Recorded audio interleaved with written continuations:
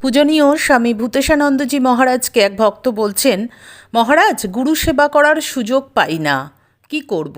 সূঁচের ভিতর দিয়ে হাতি গলছে, কি করে? আমরা যারা দূরে থাকি আপনাকে যে কম পাই মহারাজ। তার উত্তরে মহারাজ বলছেন, জপ করবে, জপই হলো গুরু সেবা।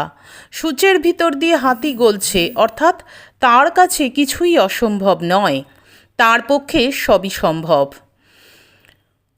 মহারাজ বলছেন, মন নিয়ে কথা, শরীর নিয়ে কথা নয়, মন দিয়েই কথা হলোই আসল।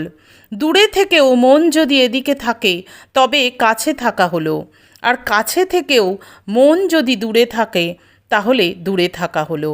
অর্থাৎ গুরু সেবা করতে গেলে জপ করতে হবে, আর সর্বদা গুরুর পাদপদ্মে, গুরুর চরণে নিজের মন সমর্পণ করতে হবে, গুরুর প্রদর্শিত পথে চলতে হবে।